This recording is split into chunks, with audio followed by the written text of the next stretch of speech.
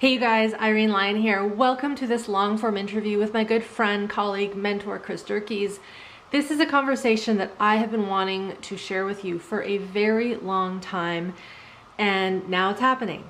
This conversation is probably one of the most comprehensive chats you will hear on meditation, mindfulness, what these things really are, how we've taken them from the East and tried to implant them into the West, where meditation mindfulness is beneficial and when it is not. We talk about deep sea creatures that lurk and live in ourselves and our mind and our psyche and our body, how we need to be aware that those things exist because they can sometimes pop up when we get into deep spiritual practice.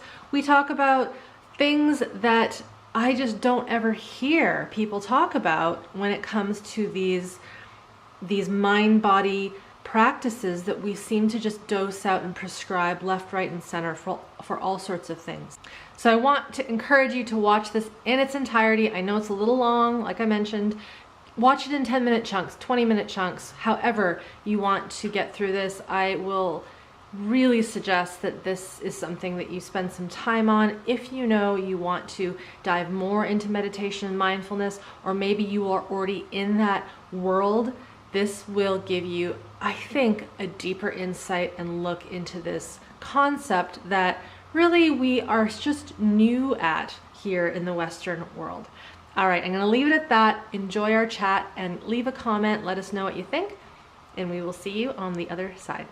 People, just a quick biography of who you are, what you do. Who is the guy in the black hoodie? I was first a monk, which kind of explains the hoodie. Just kind of It's your robe.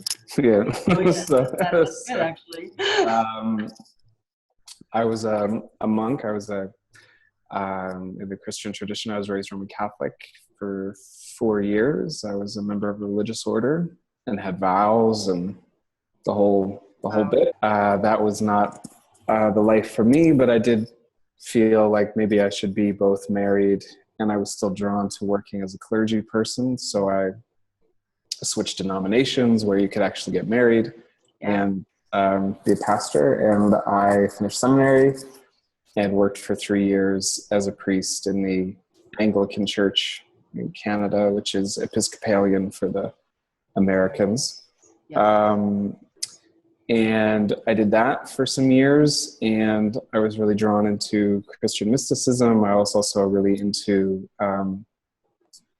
other religious spiritual traditions, including some forays into some Buddhism, which will probably come up in our mindfulness discussion. And then now, almost 4 years ago, I decided to take a leave of absence and try out this, starting my own private practice, which originally I thought was going to be more kind of in a classic kind of Reiki energy healing thing, but turned out to be this kind of hard to explain, wilder soul work thing, which lack a better word for it.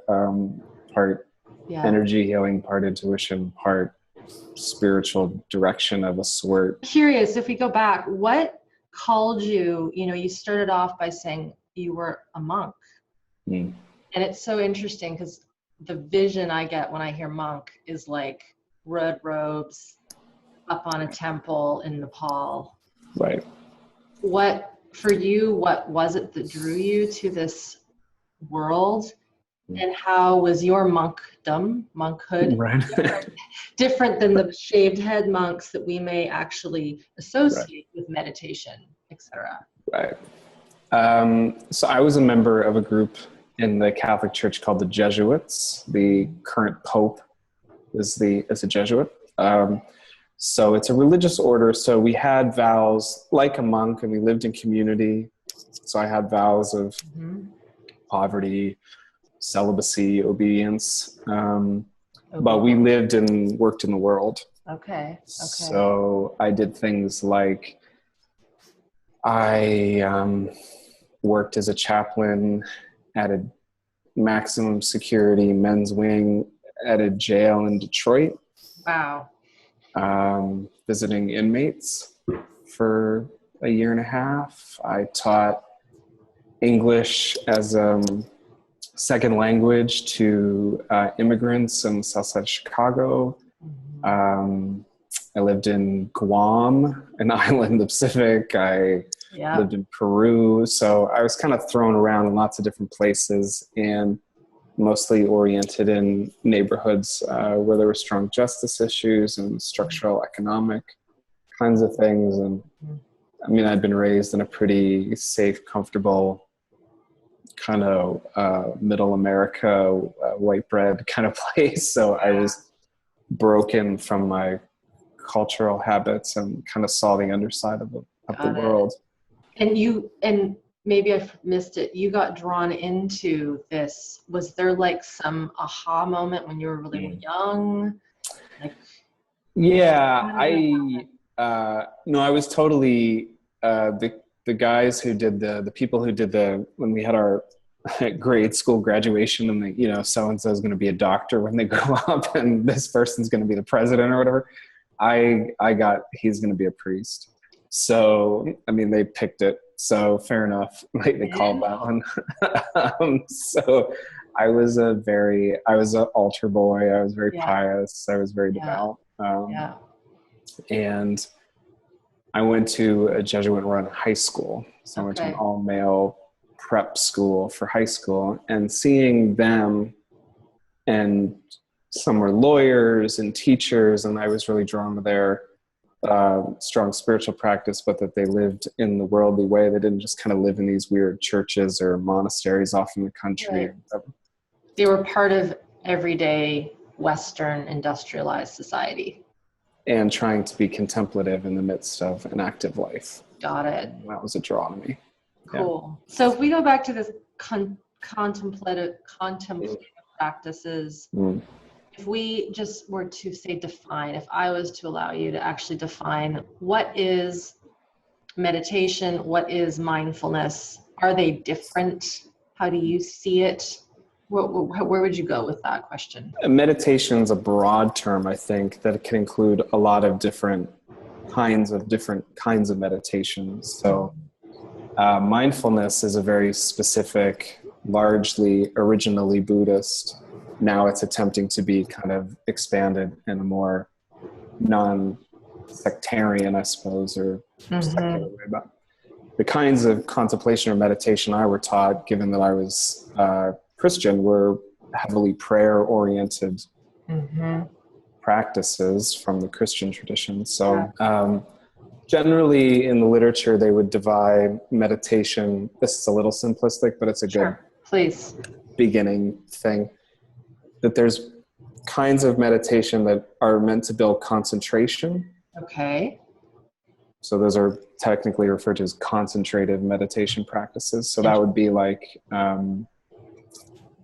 mantra, repetition or an affirmation, repetition of a short phrase or prayer, and you keep repeating it until your energy and your attention is really drawn to those words, and then it kind of everything is focused, funneled into one point in a sense.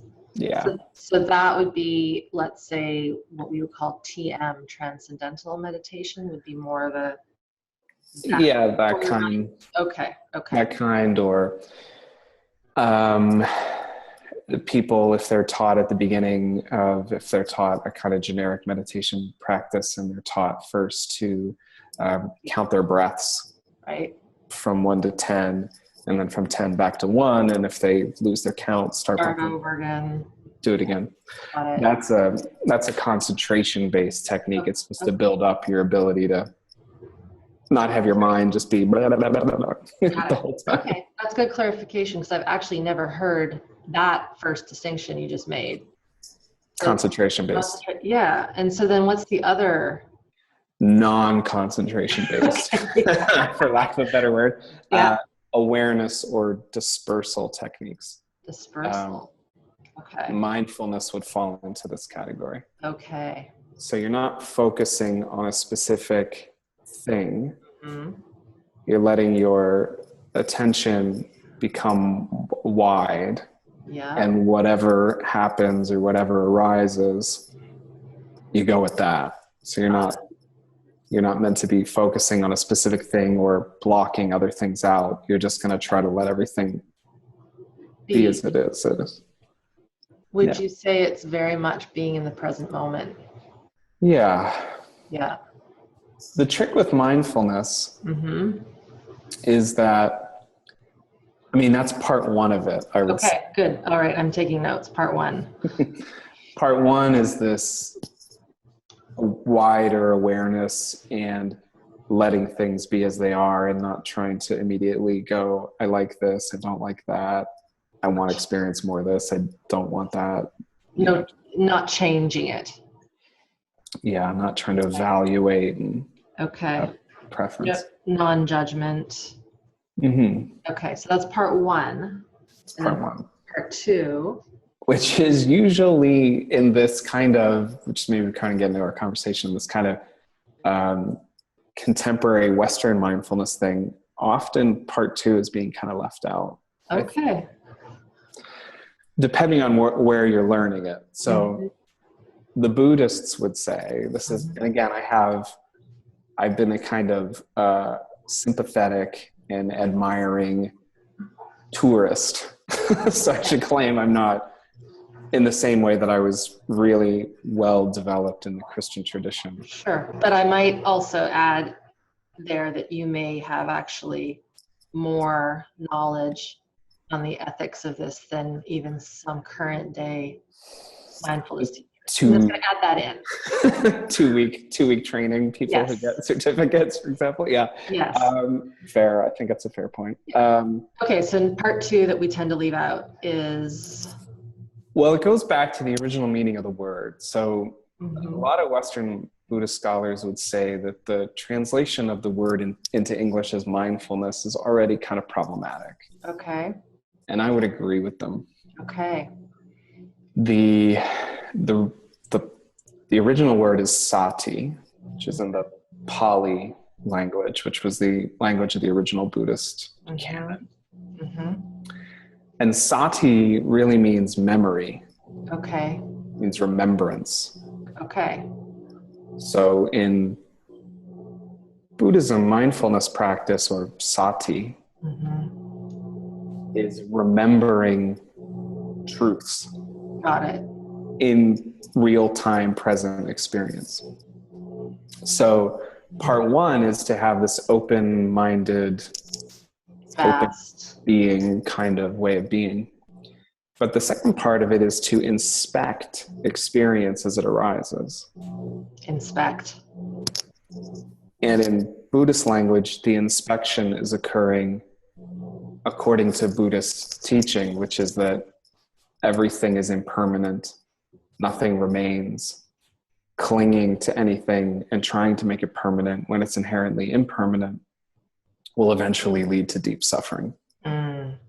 And that actually is so if you go to one of those like 8-day Vipassana retreats in silence, you will actually be taught that. They will repeatedly tell you no self, impermanence, suffering if you attach to everything. And so you both have the openness, but you're also inspecting the experience to watch it basically cycle. And in their teaching, to cycle through to a point where you realize that everything comes, everything goes. Ebb and flow. And you just kind of ride the wave, basically. Got it. And there's I can tell there's an and there. And so there's a couple of things. I mean, one, and people teaching more, I don't want to call it generic, but sure, you can.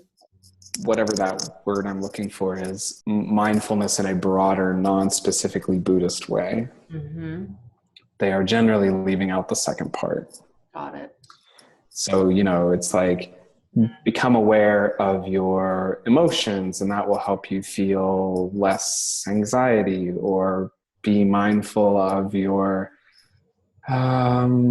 body sensations, and then you'll feel more relaxed or less stressed or something. But that's not what it was created for. And this is an important distinction, because you said to me in the email that you sent, which I have right here, I'm going to read it. My meditation was for spiritual awakening. So we'll go back to that in a second. It was not, and you capital that not, for making you feel better. It was not for getting rid of anxiety. If anything, if you get serious enough into meditation for a time, it massively increases anxiety. And I would agree with that based on the self-awareness practices I teach my students. Yeah. It was not meant to help relieve pain symptoms. Those might happen as a side effect, positive or negative, depending on the nature of the person, but it was not the purpose. From what I've seen, you know, and I'm not diving into the research the way I did in academia because it just drives me bonkers, but it's being touted as this way to, if we think about John Kabat-Zinn created mindfulness-based stress reduction, it's in workplaces as a means to release stress. Do you think that using the term mindfulness and meditation in those stress-based reduction, decrease pain practices, should it even be called these words? It's a really good question. And well, I mean, yeah, so I think there's a philosophical point to take a step back, which is, should we be in the business of reducing stress? Right. Before you bring in the question of, is meditation the way to reduce the stress? Is stress reduction in and of itself a goal? Is it a valid goal? Is it masking something else? Is anxiety reduction? I mean, it sounds like on the surface, of course, we're like, who wants more anxiety? Who wants more stress? It's great. It's great. Why don't we get rid of it? Sure. But if that stress in a workplace situation is because the organization is dysfunctional, chaotic, and they're making people work ungodly hours at low pay, then should the meditation technique be in there to basically mask what is actually a structural justice issue, I would say? I love it. Yes. No, I'm not okay with that. I don't think that's what it's set up for. So the question, obviously, with stress or anxieties is those are generally, in my experience, communications from a person's being, or a system itself might be communicating something is awry. You got it. And I would be more concerned with what is awry and what could we do about what is awry.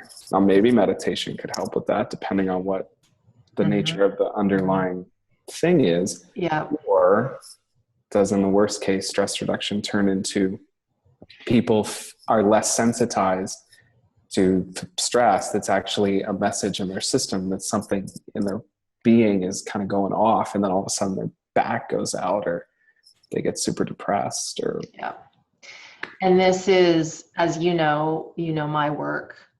We worked together. For those of you watching who maybe aren't familiar with my work, you can learn about that later. But my line of sight, my perspective is working at that autonomic nervous system level, which we need a nervous system, obviously, to survive in many realms of our system. But when there has been trauma, adversity, high levels of chronic stress, industrialized living, just like you said, that corporation that is overworking their people, the system goes off and it can never fully find baseline, which is why we're trying to manage and cope with stress. But as you said, the management and the trying to get rid of the anxiety is simply a band-aid or a quick fix for an issue that is way deeper, and it's cellular. I got to tell this story. Long ago, I used to do fitness and nutrition workshops for companies. I did it for like once because I hated it. The guy's like, I want you to do something about nutrition and exercise, the importance of, pausing. And I was really quite young. This was before I got into neuroplasticity, but I understood it, exercise and nutrition. And he goes to me, so I want you to teach them this. Tell them that it's important, but by the way, can you tell them that they can't do this during their workday?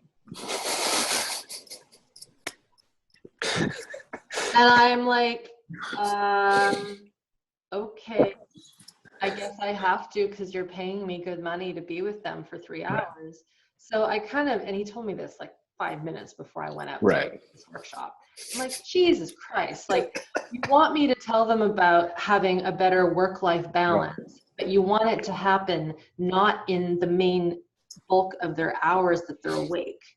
Yeah. And it just made me feel sick. And it was ever since then, I've chosen to never really go into corporate settings unless the corporation is set up to allow their workers to have time in the day to decompress. All it is management. Yeah. Right.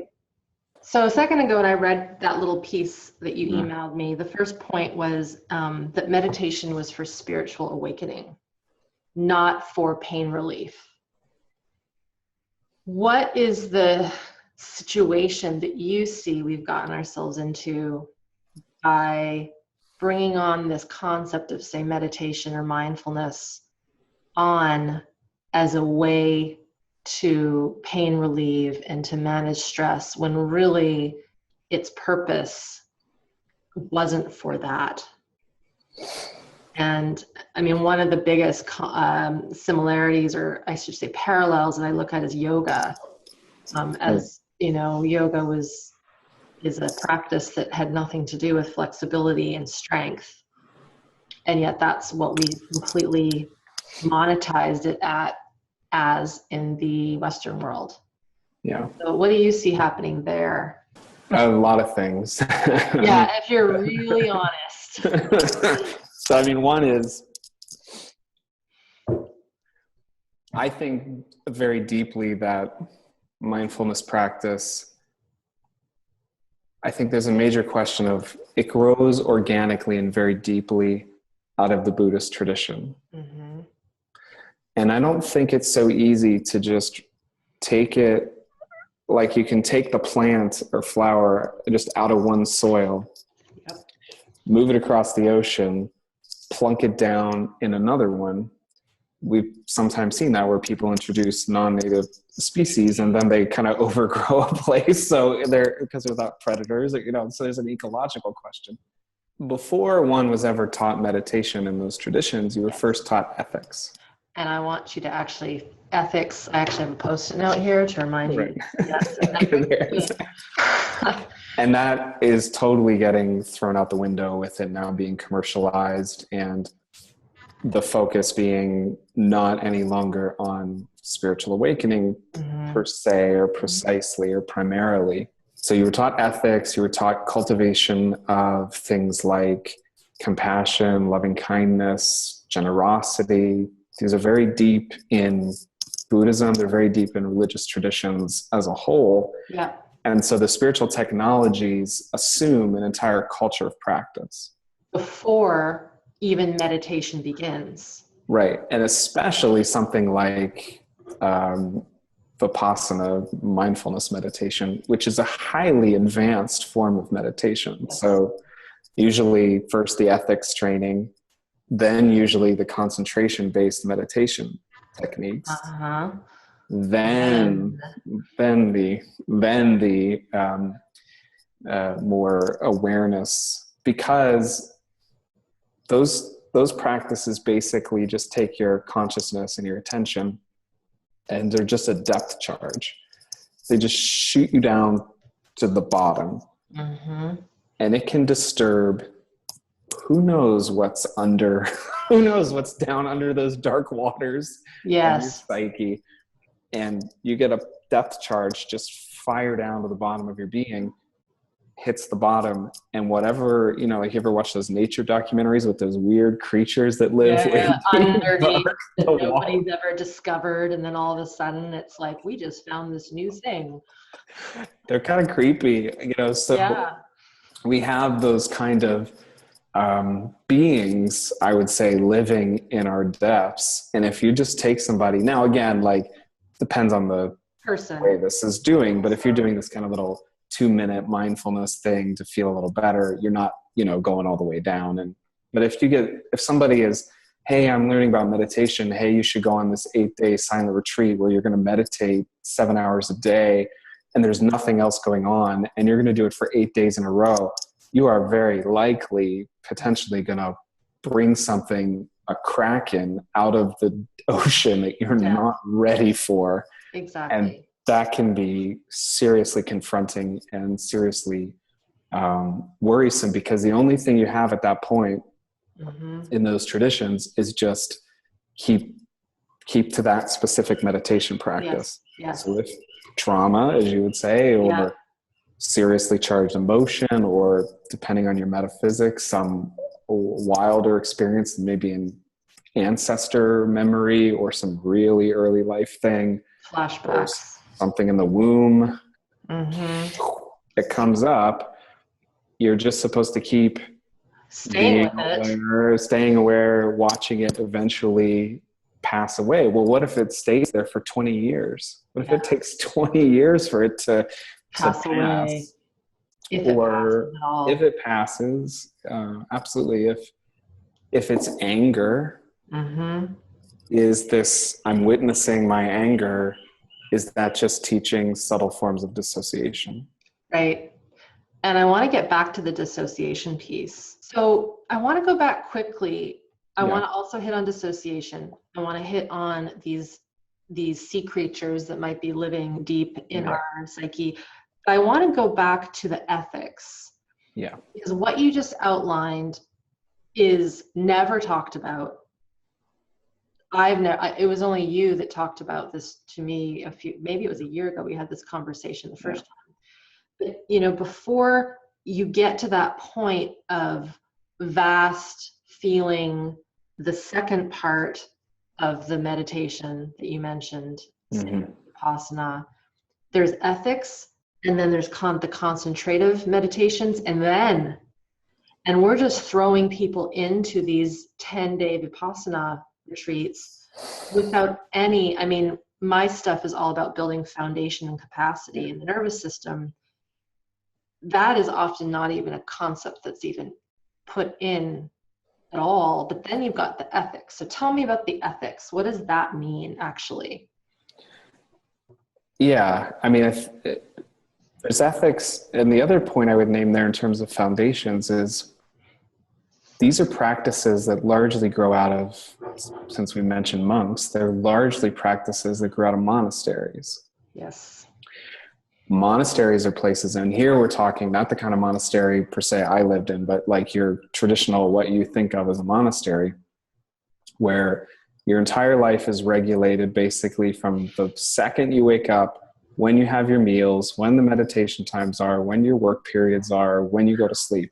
It's highly controlled.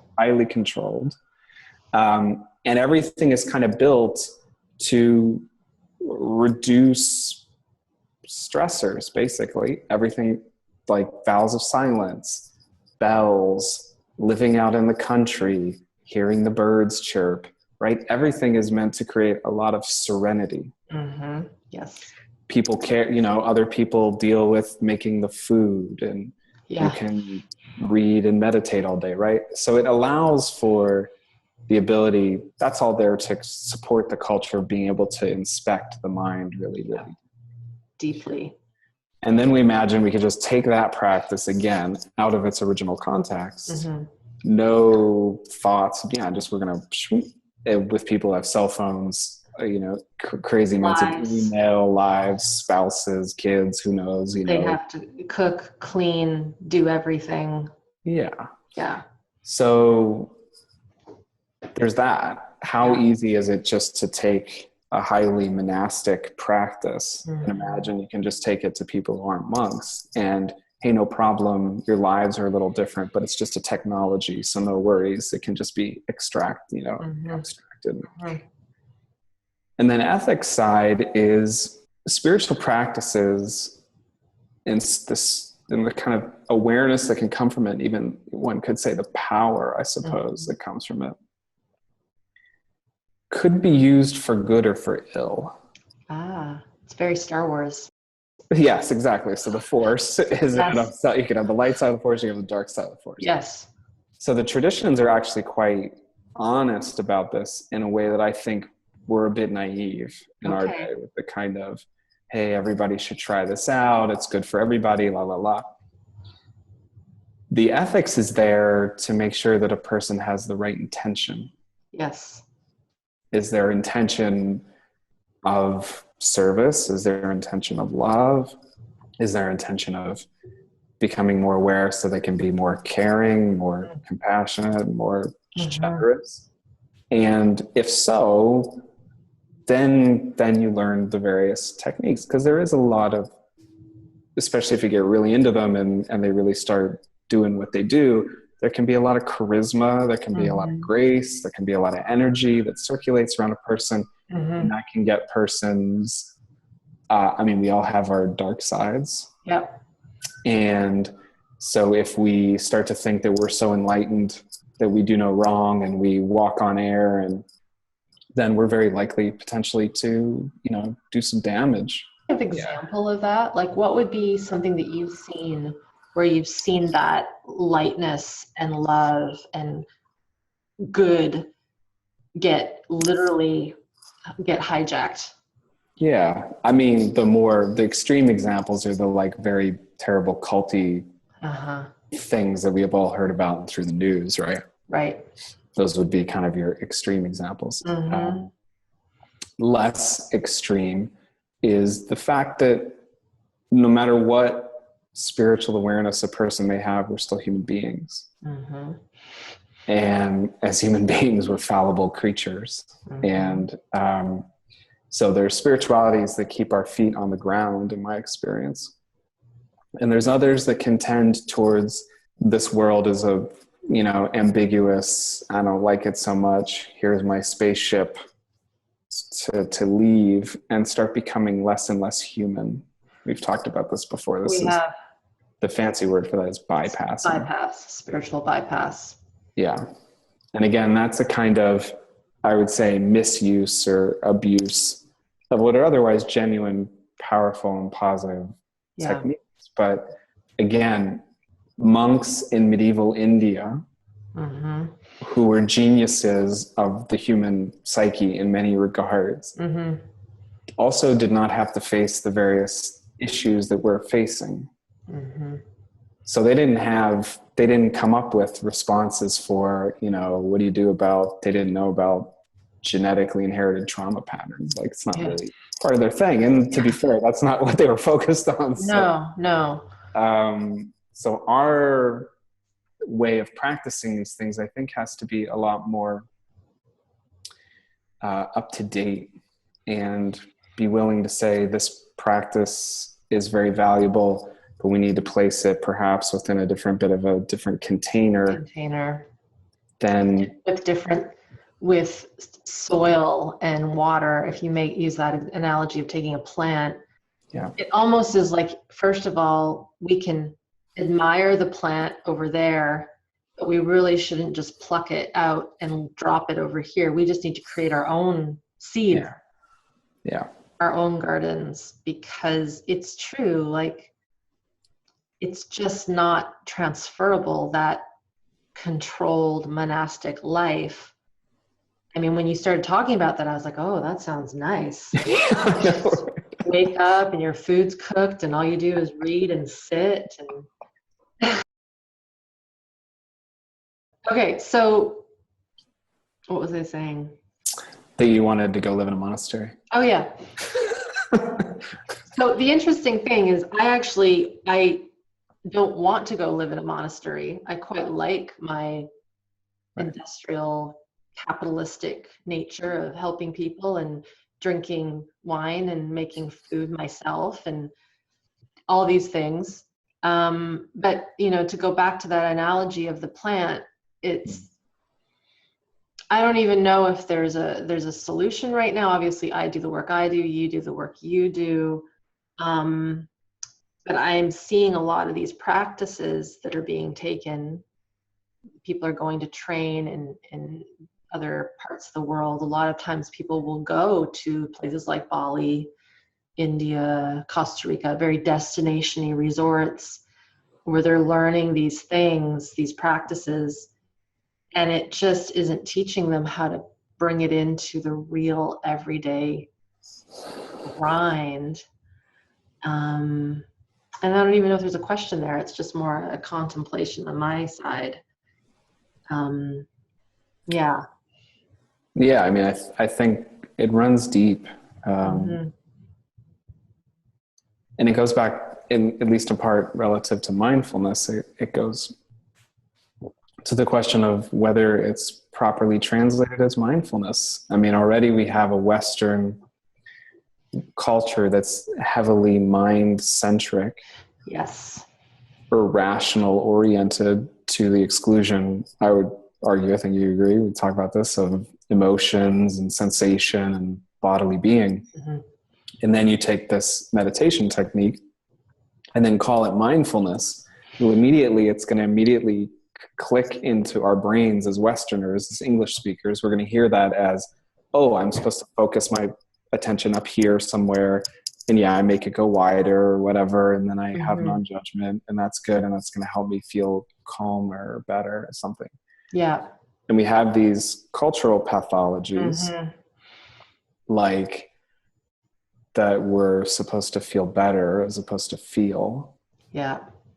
And then this practice, which has a long history in an entirely different culture, which did not grow out of a culture that spent a bunch of time arguing about positive emotions and negative Negative emotions. emotions.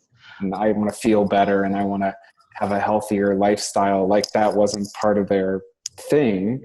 Yeah. So the practice comes sort of flying in, and then it just gets subsumed to a different agenda. Mm-hmm. And the practice in and of itself is not going to bring that kind of social consciousness. Yeah. It's not meant to, it's not designed to, and it won't. Mm-hmm. So if it's treated just as a very simple technology, then that technology can be deployed in all kinds of different ways for different motivations. Mm-hmm. But if we don't reflect on what the agendas are, what is the motivation, what is the intention, Mm-hmm. are those good intentions? Is stress reduction in and of itself a What we want. positive goal? Right.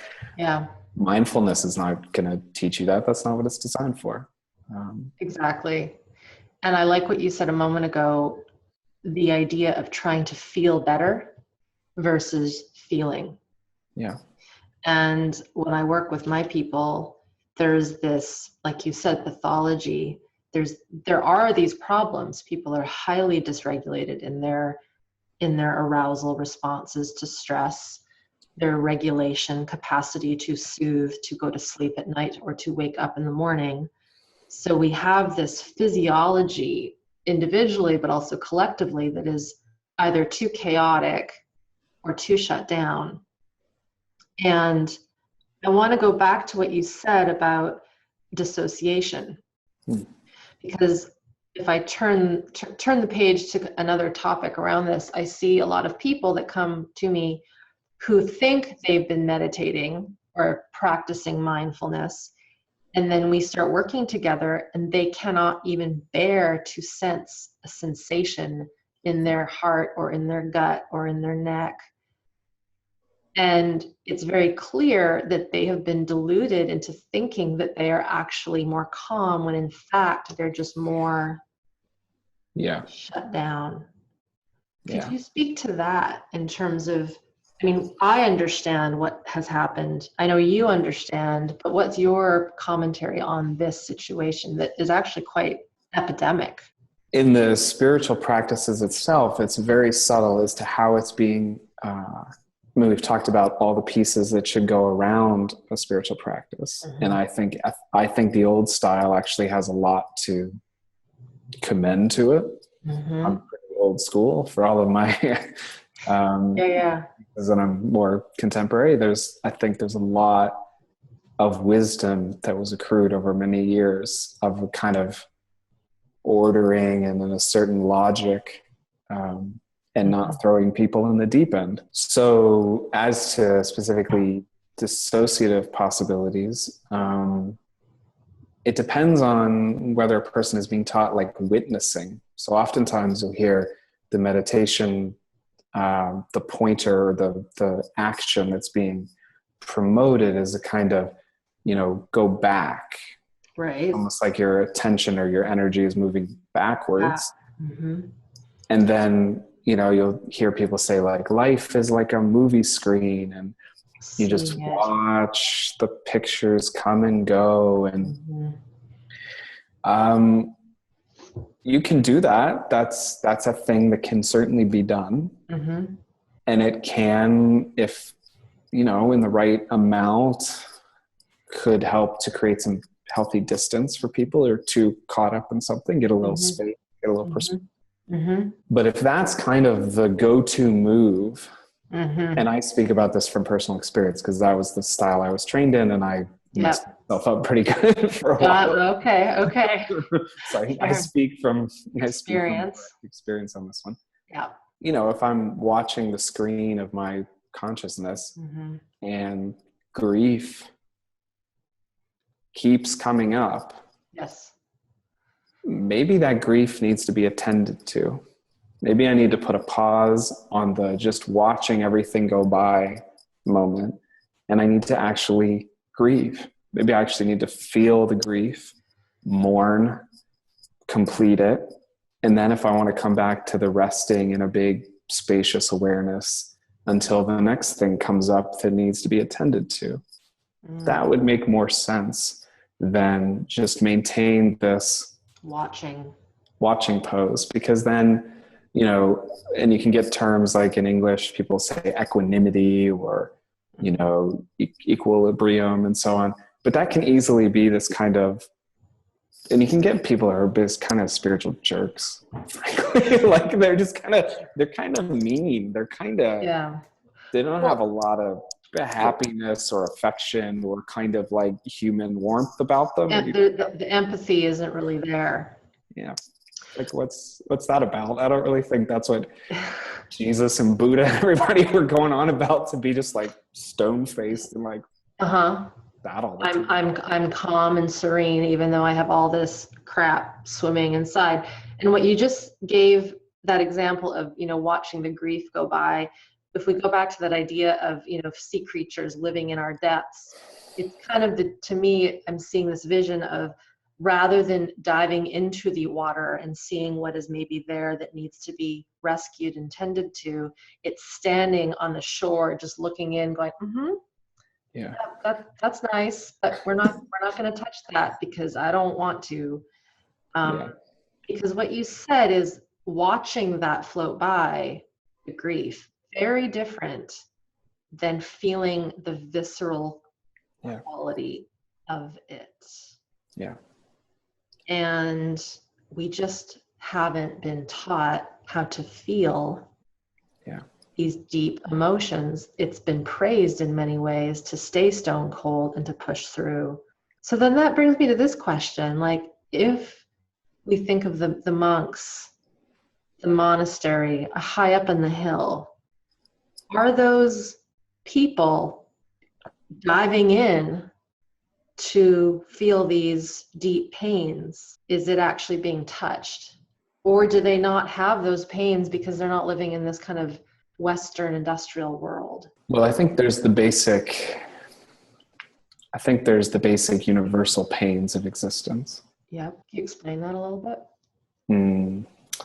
Death, mortality. I mean, the Buddha was this prince, and his dad kept him in this place where only young people were and only good looking people. And he only had the best foods, and he snuck out. And then when he snuck out, he met somebody who was sick, and he met somebody who was dying, and he met somebody who was old and hobbled. And, and it was that flipped his brain, like, whoa, this is actually our human condition. And then he goes and runs off to seek a resolution to the deep existential angst that was brought up in his being by seeing that level of some graphic stuff right in his face.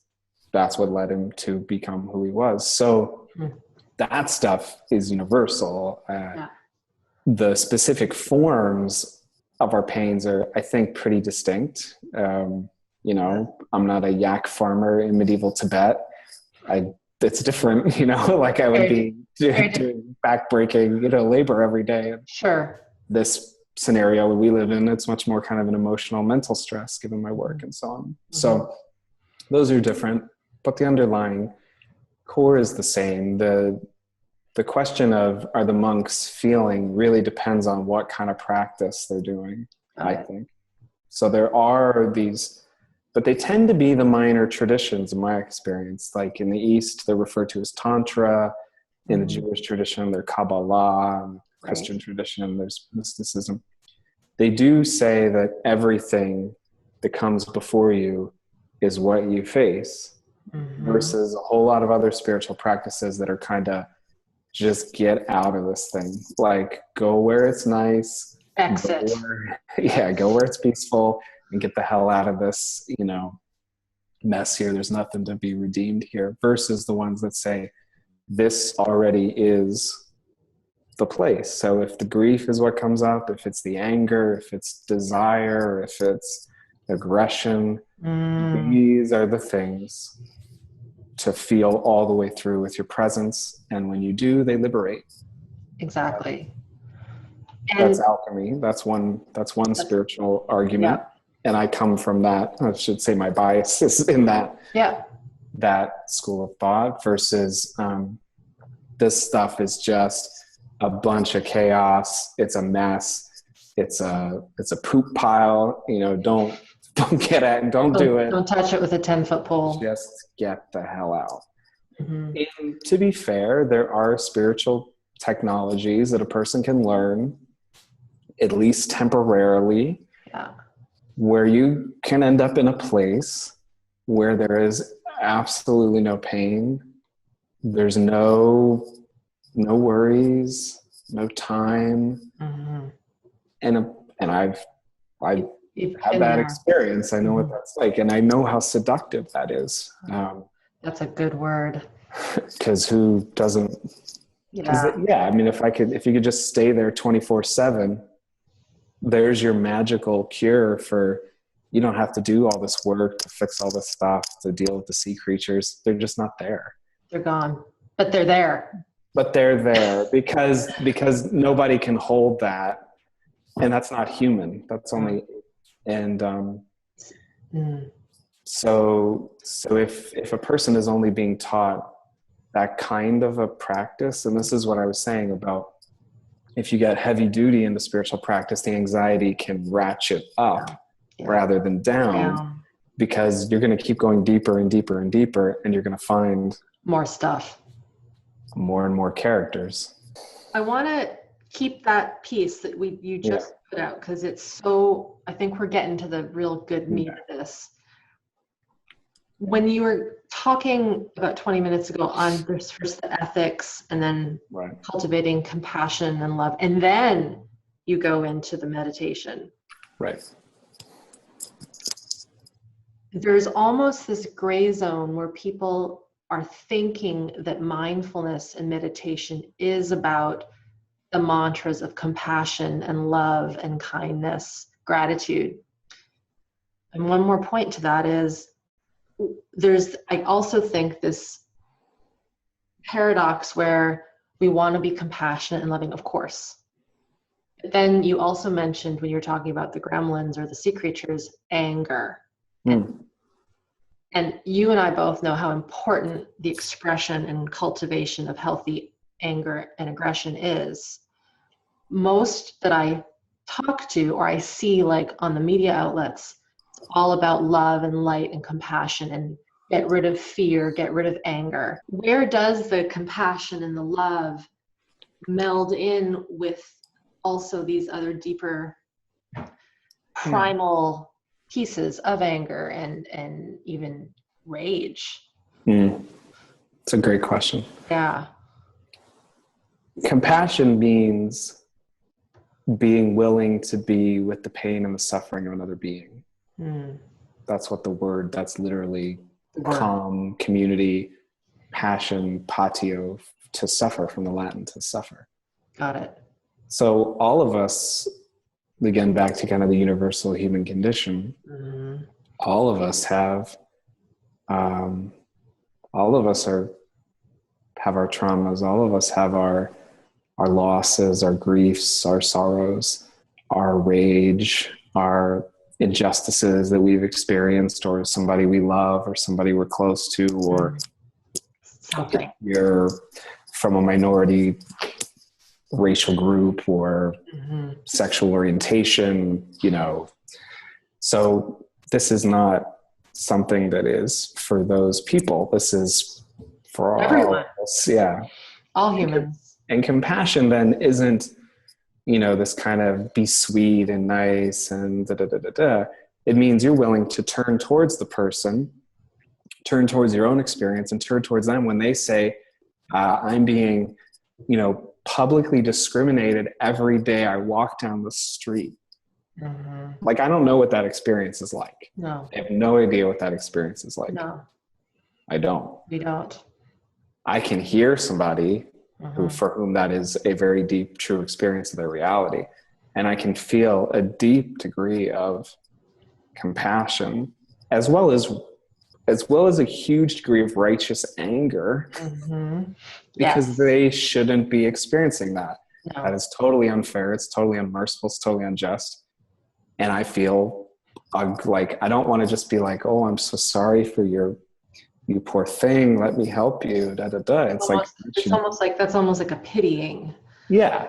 I should be like, this pisses me off. We got to change this. You shouldn't be going through that. Right. Yeah. So that's a very easy place where compassion and a kind of sense of righteous indignation or anger or aggression go naturally together. Love it. Love, you know, I would say compassion is being willing to be with the pain and the suffering of others and oneself. And love is really wanting the best for another. It's just really a deep wellspring of benevolence and wanting another being to be fundamentally, deeply blessed and happy. And I can also get upset similarly about the kinds of things that would cause people not to. I get pissed off that when I hear all this, it's all love and light and love, then I get pissed off, right? Like, I get really angry. Really angry when I am hearing people. I get sad. I certainly get touched by the sadness, but I also get very angry when I hear story after story of human beings with these terrible experiences in their childhood where they're just treated horribly. I get enraged by that. I think if I don't, then I think there's something wrong with me. I think that would be very worrisome if that kind of experience didn't get you going, burn my conscience, right? Like, this is not okay. you would be that spiritual jerk. Exactly. We're all in just this veil of tears, and isn't life horrible, and there's nothing we can do about it, and it's good that you have your meditation practice to get out of this hellish experience we're all in and just get off the wheel. No, that's just a bunch of BS. And I agree. And you know, it just if I take a step back and look at macro, because I know you like looking at the macro level. And I'm thinking of one of my teachers, Steve Hoskinson, and he and I also did a chat about this topic years ago, which I'll link up somewhere near this video. But we were talking about the need to refine the mind-body practices for current day, and this importance of realizing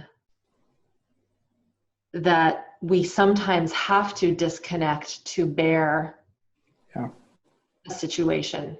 If we think about traumatic events, when a child is young, they will dissociate and float above their body. In those instances, yes, thank God that occurs, but it also sets that person up to have that wiring has been set. So it's a lot easier for them to go into that sense of disconnection. And what I've seen in our world in a macro is because there has been so much trauma in all cultures. There's a preponderance for those people to seek out these practices that disconnect them even more because it's familiar. What do you see in that, and how do you think we can start to shift? I mean, it's such a big question. It's not a one-shot kind of answer, and it's not one solution. It's multi-level. But any thoughts on this macro situation we've gotten into? Yeah. Yeah. Yeah. Well, no, I have not. I have to. Mhm. Feel that one. Yeah. So I said meditation was first spiritual awakening. Yes. And to me, the value, Mm-hmm. and it's a very important value. It's also a very partial value. So this is where I would disagree with a lot of the spiritual teacher types for whom sort of spiritual enlightenment is the end all be all, or it's really it's the pinnacle. Yep. I think there's a preciousness and a uniqueness, but I think it has to be part of a much, like you're saying, multiple kind of thing. But what that, for me, in my own experience, what that piece is to really fundamentally experience that everything is whole. Mm-hmm. That in the essence of life, things are fundamentally good Mm-hmm. and benevolent. And we can really kind of, in my experience, or put our trust that is the essential nature of life. Now, to me, that essence is always expressed through existence. Yes. And the existence is in many cases nowhere near okay or good. And it can be absolutely atrocious and revolting and horrific. And both can be true. Mm-hmm. And I think both are true. And I think the value of a spiritual practice that would be incorporated into a larger kind of sense of what you're talking about is to have moments to be able to drop, because you and I hear really terrible stuff on a fairly regular basis. Mm-hmm. And in order for that to not destroy us, there needs to be a wellspring of, for me, fundamental benevolence, that I know that there is some deeper goodness that's at play here, and it's living us. And that is what gives me strength. And that is what gives me a sense of being willing now to re-engage. The seduction is always that place be the escape. Yes. But in a positive way, it could be sanctuary. It can be respite, and solace, which I really do fundamentally believe in. So it's subtle. Is it like, am I going to that place to run away? Yep. Or am I going there because it's time to recharge, to remember what is ultimately important, to connect with the goodness, and then get a feeling of, now I can come back and, re-engage with stuff that's not so good. And that, to me, is the key, is that being taught as a means of staying present so that you can stay and really affirm goodness and wholeness in the midst of this really messed up thing. Yeah. But also be able to look it straight in the eyes and not collapse, not be freaked out, not be afraid, not be terrorized, but to be able to face what it is and to put forward a position of love. Not this mealy, Valentine's cards and all this, I love my dog, or whatever. No, like deep, the fire, human, the heart, earth, care. To be full of joy in the midst of all this, and not by being checked out, and not by just being like, I got mine, screw all y'all, but to just really be a presence of really deep fundamental joy and resilience in this world, and show that you're not doing that by checking out. That, to me, is what spiritual practice is ultimately supposed to do. Boom. Just what you said right there is, if there's this question that someone might be having, that's like, well, then what the heck is it? Is it mindfulness? Is it meditation? Should I not do this? Should I not have a mantra? What you just said, that this capacity to witness what is going on, to know that there is a lot of horror and trauma and adversity, and that there is this inherent wellspring of goodness. And I say this, no one is born wanting to harm other people. It isn't written in us in any way genetically. It gets taught to us, as we know, you and I. And I wanted to actually end on something. In your email to me, you talked about in the East, the mindfulness was heart-mind. Was that you made a distinction, and I liked it. So can you explain that? Yeah. So for example, in the this would be like in Zen, like in the Chinese and the Japanese traditions of Zen Buddhism, the word again that we would translate something like mindfulness or mind was actually in their understanding what we would call heart and mind. So it was heart/mind or mind-heart or heart-mind or dash or whatever. And it was always the unity of the two. Mm-hmm. So we take this idea from another culture, another religion, different psychic disposition, kind of bring it over. And then we have in our culture, mind and heart tend to be fairly separated. And so then we hear, oh, well, this tradition is about teaching me how to train my mind, how to be mindful, how to use my mind. And so it becomes very mind-oriented, whereas the tradition itself is actually heart-mind in some kind of deep unity. Connected. Yeah, that there's a deeper kind of knowing, wisdom that incorporates both an ability to be conscious and have street smarts and with each other, but actually carry this deep resonance. Like I'm not just, I get you, but like, I get you. It's like an empathetic connection. Yeah. We're in this thing together. Like I'm here with you. Nice. And that can get lost if you're just being told that it's about training your mind, making it sharper, making the cortex more dense, right? Like that's what often is talked about. It's like, if you do this practice, and perhaps that's true, and like I said, I'm not looking at the research and scrutinizing it, but I know that that's some of the things that they will say. It's like, well, who cares if your cortex is more dense? Like, are you that jerk? Right. Are you able to treat your children in a kind manner even when they are driving you nuts?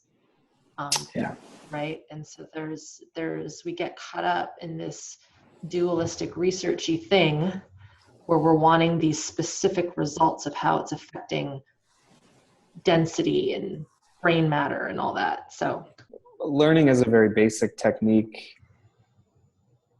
your mind to watch the stream of your consciousness and your thoughts, and having some general awareness in and of itself is fine. I don't want to come across like I'm slagging on that, but to then take that, which is only a part of sati or vipassana, and then turn it into this whole other thing. Same with any kind of meditation technique. If people were, affirmations for, weight loss, well, okay. Okay. Maybe that's part of it, but this idea that we can meditate ourselves out of our humanity, various kind of human problems, to me, the meditation is simply supposed to deepen the breadth of how much we're able to take in with love and stay centered, and that's what it's supposed to do. There you go. I think that's a good place to end almost right there. I mean, we can keep going on different tangents, but if you were to offer those who are listening this, I don't want to say, it's not about advice, but your wish for how they may move forward. Say someone has been a devout meditator and now they're wondering, like, holy shit, am I actually doing what I'm supposed to be doing? Like, what would you say to that person who's now maybe more confused and has more questions, which maybe is a good thing?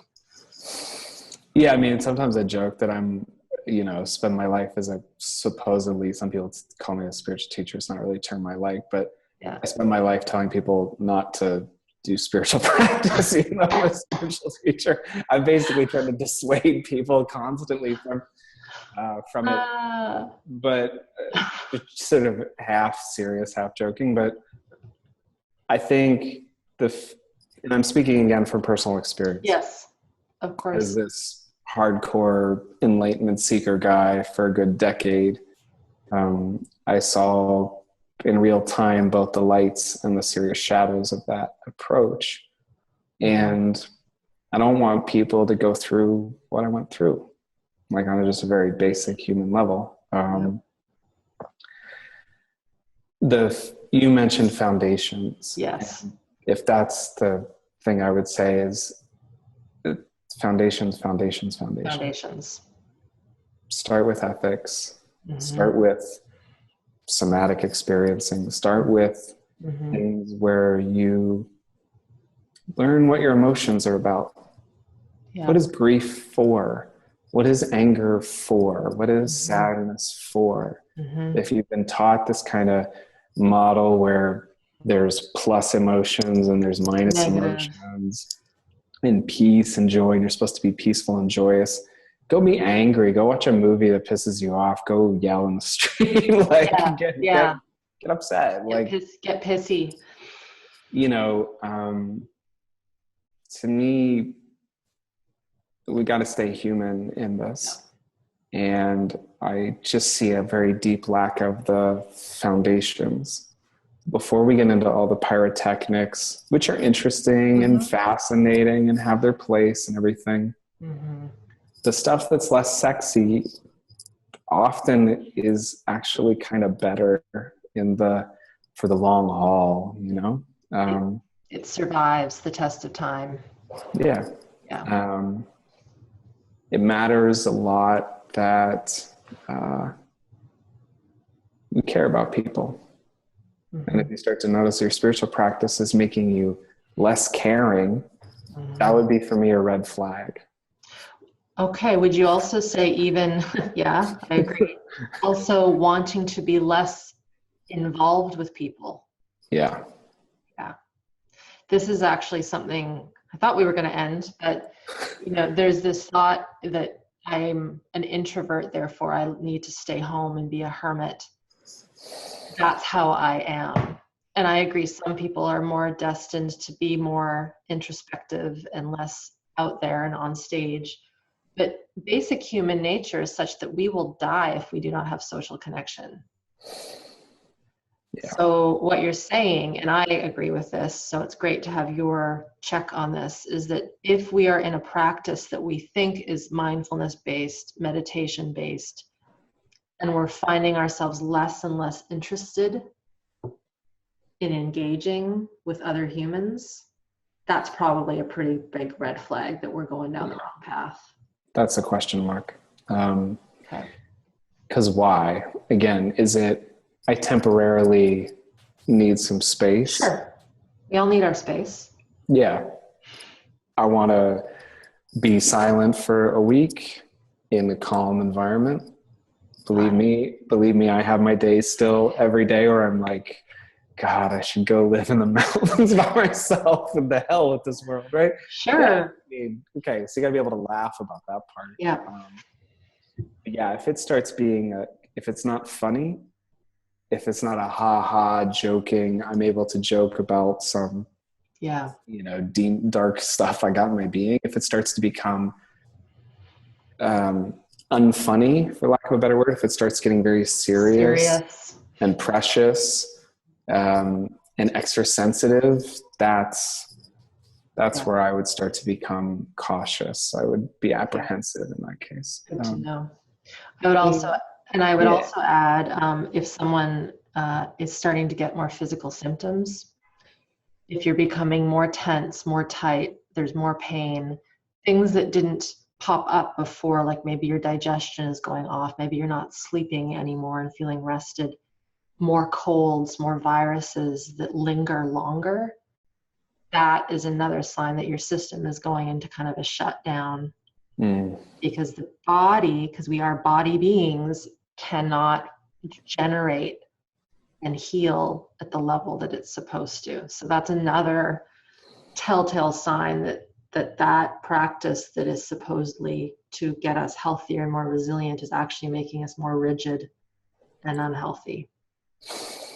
I think it's important. Yeah, I mean, just to kind of overall, I would say that's why I always go back to what is meditation for and what is it not for? Yes, good. And what it is for is very specific. And it's not, for example, to learn how to deal with your physiology around trauma. Mm-hmm. It's not what it's designed to do. Okay. It can absolutely work in concert. Complement. With a different practice that is designed specifically for that issue. Mm-hmm. Then you have a great combination. But when we start having, this is where I get worried, where meditation now becomes a panacea. Whatever kind of meditation it is, mindfulness is probably the most popular, but it could be, again, yoga or any number of things. Mm-hmm. When it starts to become, I got this problem, meditation's your answer. In the worst of cases, I mean, then money gets involved. Then there's charlatans. Mm-hmm. There's lots of good, well-intentioned people as well. Mm-hmm. Mm-hmm. But you get this kind of snake oil salesman thing. Sometimes I think, like, Neil, where they were saying, like, drink this and it'll get rid of arthritis and tooth pain and, other problems. And it's like, well, it's snake oil, right? So meditation is not designed for all these other things. That doesn't mean it couldn't be used with other practices in a way that's helpful. In addition to. If you're getting really deeply into meditation, you are going to surface deep, dark stuff. And I would say at minimum, you have to have some other practice to help deal with that deep, dark stuff when it comes up. Because just being taught to meditate more and to meditate your way through it and just keep going and keep watching it and keep going down, and that is a recipe for disaster. All right. I agree. And I think that's actually a very good place to end. Okay. And even though we ended with the word disaster, that goes quite nicely with the gremlins deep in the sea that we've been talking about, which I think really we all need to look at and face in a way that is engaged. And like you said, almost a little humorous. Yeah. And serious. So the humor is important to have to know when it's serious and when it's not. Of course. Right. Gotta have a perspective. Yeah. Of course. Thank you. Thank you. So and if you're watching this, obviously Chris's information is down below, chrisdierkes.com. If you like to read some good articles, he's a good writer, so make sure you check out his stuff. And obviously you see clients, people. I do. Real in the flesh. Human beings. Yeah. All right. Thank you, my dear. We will talk to you again.